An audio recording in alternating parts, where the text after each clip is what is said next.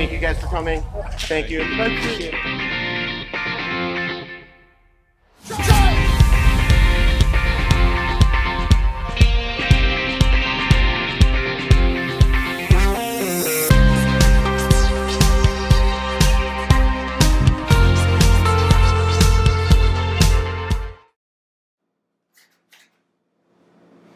Hi, welcome to lower body striking. In this video we're going to look at the striking targets. If you've watched the previous video, the striking surfaces, then we're going to cover where to aim on your attackers or your opponent's body with those types of striking. Starting off as a general concept, basically anywhere on the body that is soft or vulnerable is good to target with any kind of strike. But if I'm kicking with my foot, then some of the upper body striking targets are quite far away. So it doesn't mean I can't use them, it just means my leg is off the ground for a lot longer and my balance is not as good. So typically what we say is the low line takes care of the low line. So while yes, kicks to the ribs, to the liver, solar plexus, kicks to the neck and the head are all very effective, we're reducing this to just kicking below the waist for a self-defense situation so you can keep your balance as good as possible. So looking at kind of hips and below the hip could be a good target. I don't want to hit with either my toes or my laces right here. Hip's quite a strong bone, it's quite pointy as well. I've kicked it a few times and it hurts.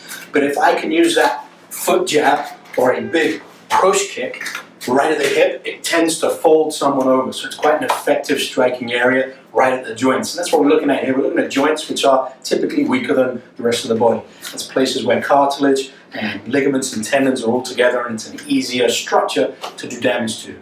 So a push kick or a teep from Muay Thai to the hip folds someone over, which can set you up for some other techniques there as well. The knee joint.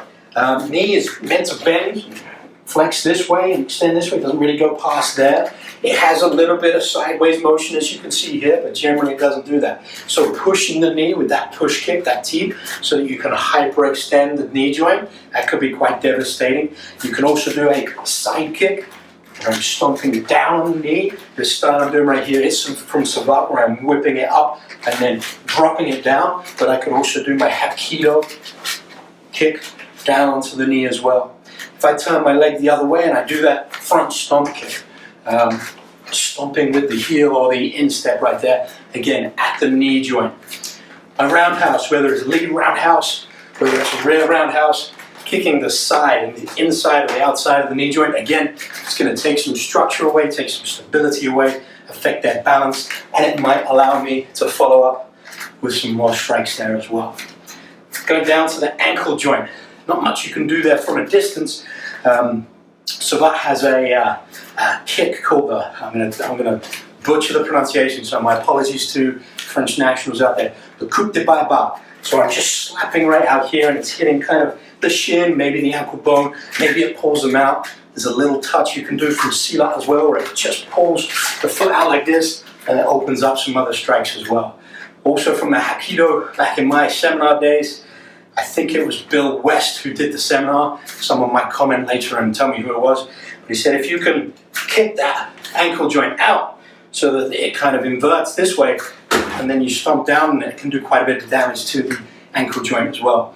So looking at those joints, pushing the hip so that they fold, breaks their balance, damaging the structure of the knee, either hyperextending or inside outside with various kicks, and stomping on the foot or stomping on the ankle joint is a very effective target as well. And again, I'm stomping on the foot, those toes, those tarsals and metatarsals, pretty weak, small bones, so you can do some damage there.